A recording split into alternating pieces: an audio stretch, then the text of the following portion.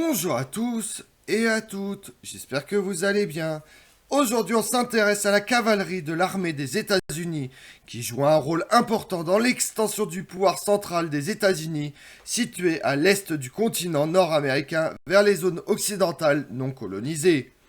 Les différents chefs se sont retrouvés dans des camps opposés durant la guerre de sécession. Vous voulez en savoir plus sur la cavalerie américaine? Venez avec moi.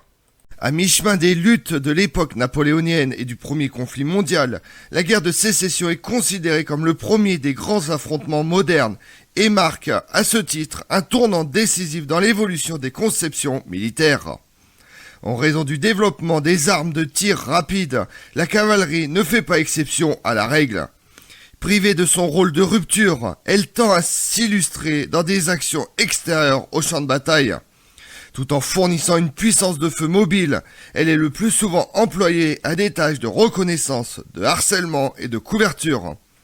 Dans une Amérique victorienne où l'on honore volontiers les vertus chevaleresques et guerrières, elle conserve une image romantique auprès du grand public, d'où l'émergence d'officiers empanachés et charismatiques, séduits par une cause idéologique, en quête de renommée. Custer, Stuart, Kearny, Forrest, Jackson, pour n'en citer que quelques-uns, sont autant de figures légendaires livrées fiévreusement au soubresaut d'une lutte fratricide à l'ampleur imprévue. Adulés par les uns, considérés comme de vulgaires traîneurs de sabre pour les autres, ils ont étalé au mépris de la mort leur rêve de gloire, pur produit d'une société en pleine fermentation, à la fois attachés aux mœurs puritaines et secoués par une flambée de violence. Ils ont couru au-devant du danger pour assouvir leurs instincts belliqueux, leur soif de vengeance et s'attirer en même temps la faveur de l'opinion. Si l'infanterie est restée la reine des batailles, ils auront également contribué à façonner les événements. De Bull Run à Appomattox, en passant par Brandon Station et Gettysburg, ils ont laissé quantité d'images épinales dans l'imaginaire collectif outre-Atlantique. Une histoire de courage, de loyauté et d'honneur, mais aussi de vindicte et de passion, où la morale et la rédemption n'ont pas forcément place. Thomas Jonathan Jackson dit Stonewall, le mur de pierre, est un général de l'armée américaine rangé du côté de la Confédération lors de la guerre de sécession. Considéré comme le meilleur stratège sudiste après Robert E. Lee, il connaît un itinéraire semblable à celui des principaux acteurs nordistes et sudistes de la guerre civile américaine. Après un passage à l'académie militaire de West Point en 1846, Jackson sert dans l'artillerie et participe à la guerre du Mexique, puis démissionne ensuite de l'armée pour enseigner dans une école militaire privée en 1852.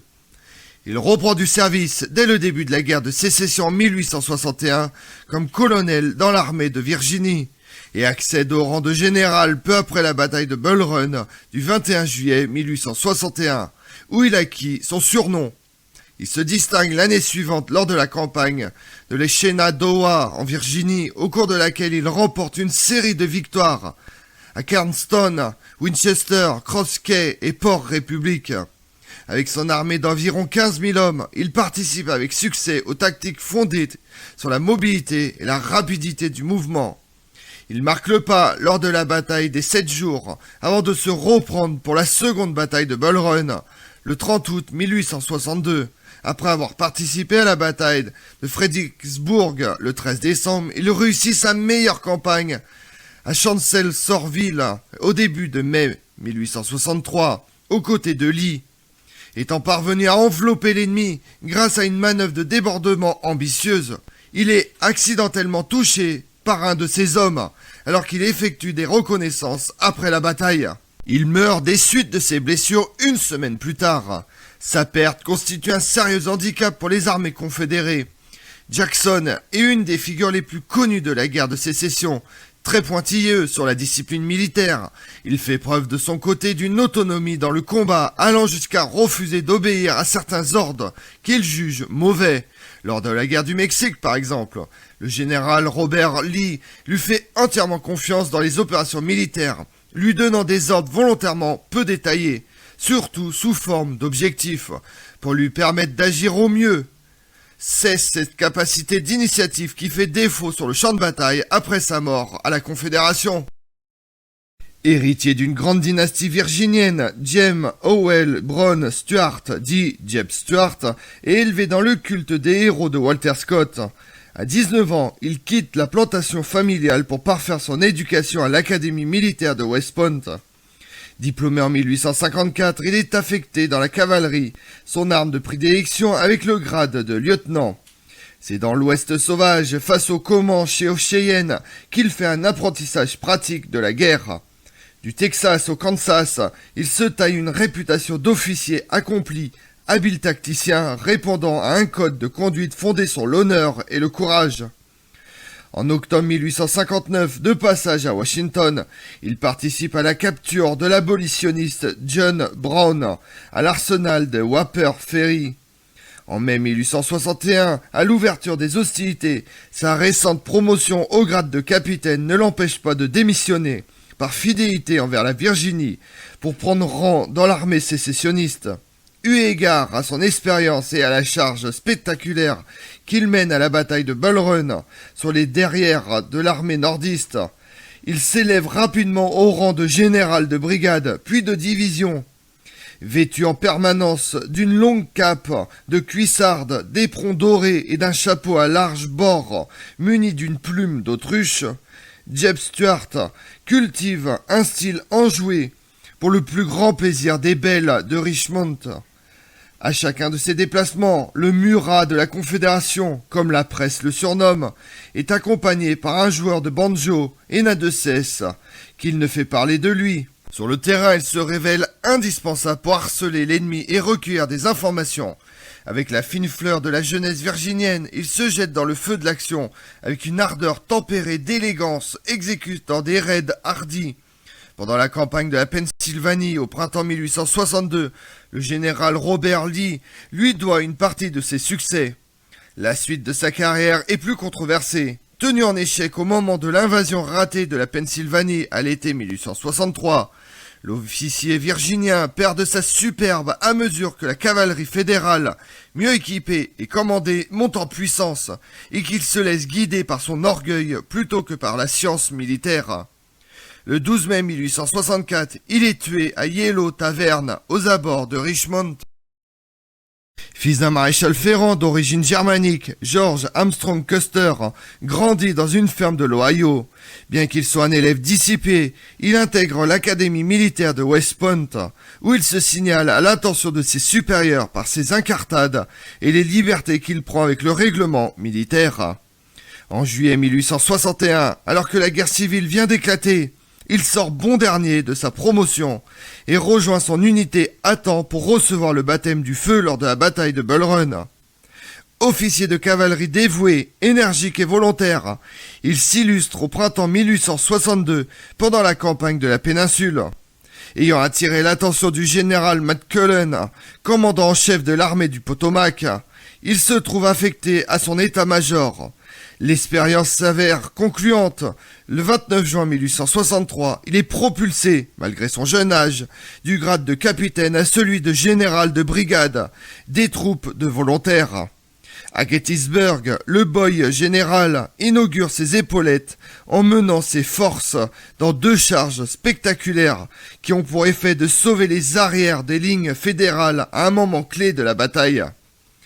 Avide de se couvrir de gloire, aussi brave que vaniteux et égocentrique, Custer multiplie les coups d'éclat sur le front de Virginie.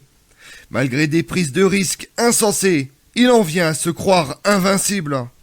La guerre, à vrai dire, est son élément. Dans la vallée de la Shenandoah, à la campagne finale d'Appomattox, il accomplit avec zèle et sang-froid les missions les plus périlleuses. Aussi sa brigade essuie-t-elle le plus fort taux de pertes enregistré par une unité de cavalerie nordiste durant le conflit. Peu de temps avant la fin des hostilités, il est promu général de division, ce qui fait de lui le plus jeune officier à avoir porté de tels galons dans l'histoire de l'armée américaine. Au rétablissement de la paix, il est nommé lieutenant-colonel du 7e régiment de cavalerie et poursuit une carrière controversée en combattant les Indiens sur la frontière. Obsédé par son image, Custer atteint l'immortalité à laquelle il aspirait tant en trouvant la mort avec 262 de ses hommes lors de la bataille de Little Big Horn face à une coalition de guerriers Sioux et Cheyennes.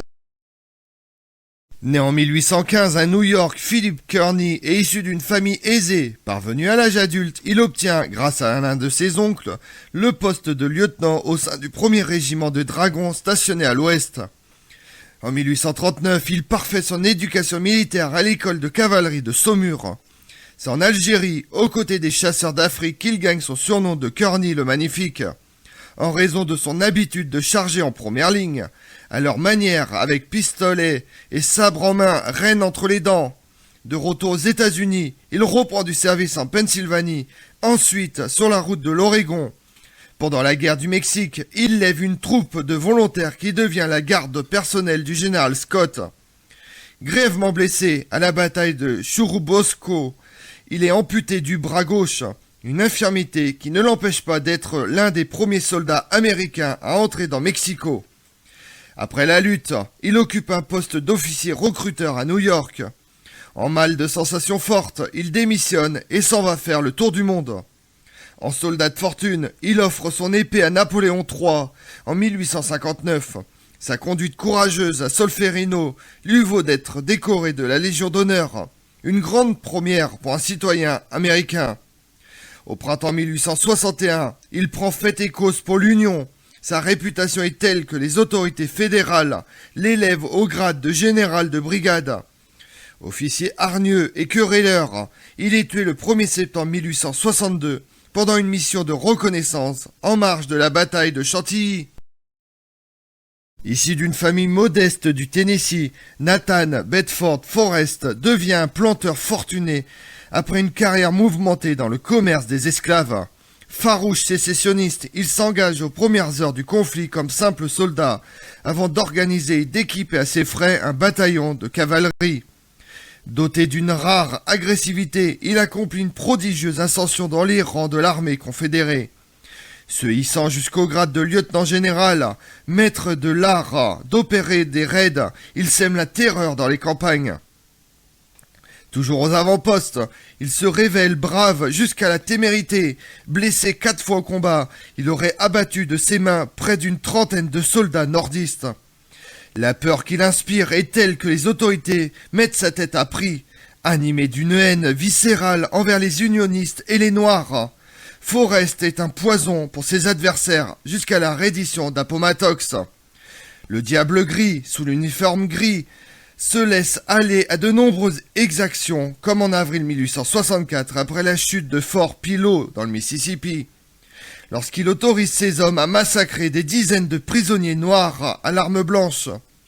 De retour à la vie civile, il s'emploie pour le compte de compagnies d'assurance ferroviaire, ce qui ne l'empêche pas de mener une activité clandestine en devenant le premier grand sorcier du Ku Klux Klan. Ayant obtenu le pardon du président Johnson, il ne sera jamais poursuivi pour ses crimes de guerre. Comme on l'a vu, la cavalerie américaine a pris part au combat contre les Indiens et défendu les pionniers en route vers la Californie, puis s'illustre durant la guerre de sécession au nom de chefs emblématiques. Je vous remercie d'avoir suivi cette vidéo en ma compagnie. Si vous voulez connaître mes autres vidéos, retrouvez-moi sur ma chaîne YouTube Tout sur l'Histoire avec Damien, mais également sur les réseaux sociaux, Twitter et Instagram, Histoire Damien. Et pensez à liker, commenter et vous abonner. Je vous remercie à tous.